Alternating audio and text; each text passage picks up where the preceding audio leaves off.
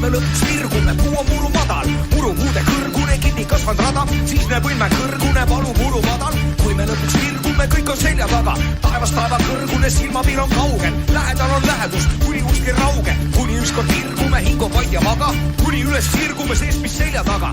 Kui me lõpuks virgume, taevas jälle madal, silmapiir on lähedal, elu selja taga.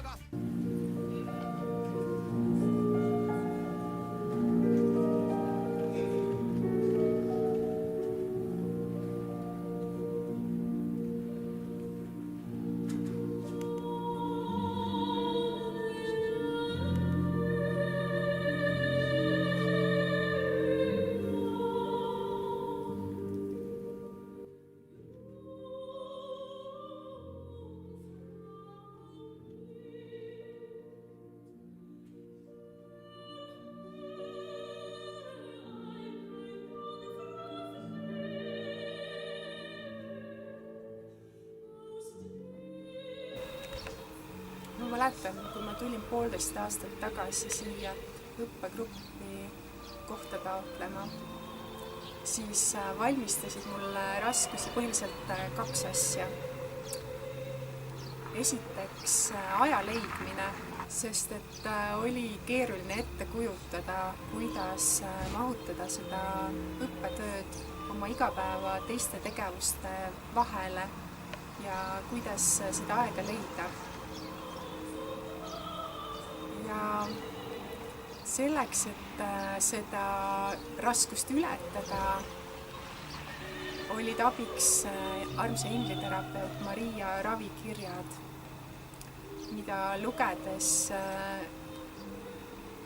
see tugevasti raputas mind ja pani sügavalt mõtlema selle üle, mis minus ikkagi südames helises kaasa selle kooli eesmärkidele ja taotlusele ja pani mõtlema laiemalt väljapoole iseenda elu raame, isegi oma perekonna raame, et näha suuremalt ja sellest sündis selline arusaamine, et kui ma vaatan laiemat pilti ja püüan teenida loojat, kogu seda tervikut, mitte ainult iseenda probleeme lahendades, siis tasapisi lahenevad ka minu enda elu sõlmpunktid,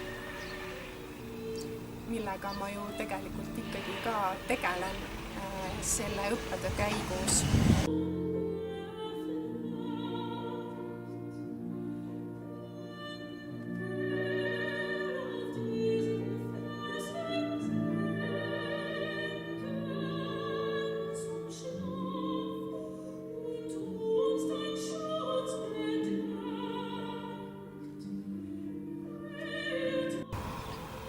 Aga teine oluline takistus, mille vastu õppetöös ikka aeg-ajalt jätkuvalt põrkume, on ikkagi iseenda ego ja see allumatus. Et juba see sõna allumine tekitab alguses suurt vastuseisu. Võib-olla on see sellepärast, et eestlased on olnud väga pikka aega orjuses ja miski seostub allumises just sellise orjalikkusega ja allaheitlikkusega. Ja siis minagi arvasin, et ma tulen nüüd näitan, et kuidas saab ikkagi iseseisvalt ja oma algatusega ja kõike seda teistmoodi teha, et mis allumine. Aga see tegelikult tegi minu jaoks asja raskemaks. Et ma võtsin vastutust, mida mul ei olnud vaja võtta.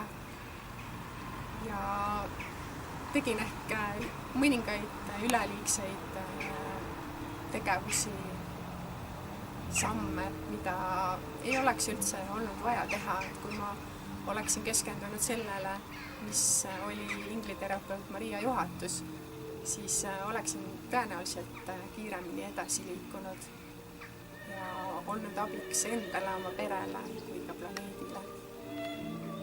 aga nüüd praeguseks ajaks ma saan aru sellest, miks on vaja alluda ja ma teen seda hea meelega, sest et see toob enda sisse mingise kerguse. Et ma ei peagi teadma kõike, ma võin usaldada tegelikult. Et seda ei saa õpetada läbi sõnade, et see on oluline või et see on õige. Seda on vaja koostöös järjepidevalt kaasa tehes ise kogeda. Ja ma olen väga tänulik, et mul see võimalus on olnud.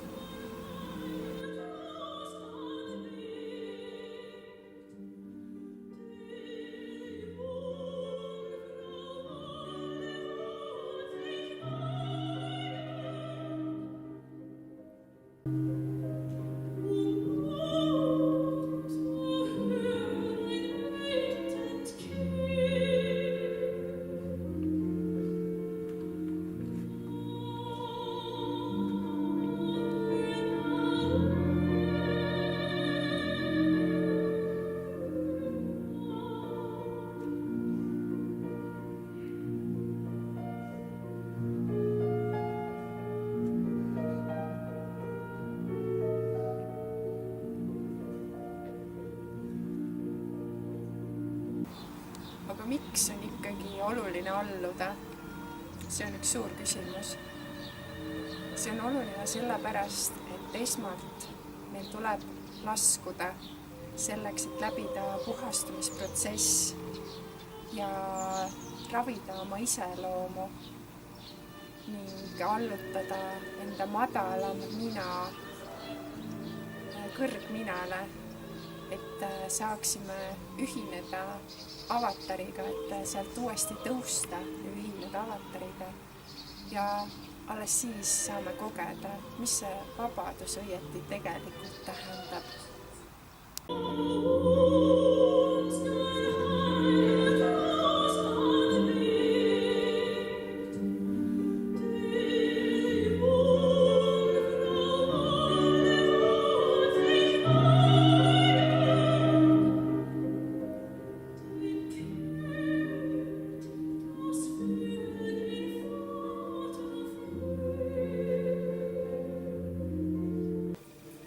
Raskem oli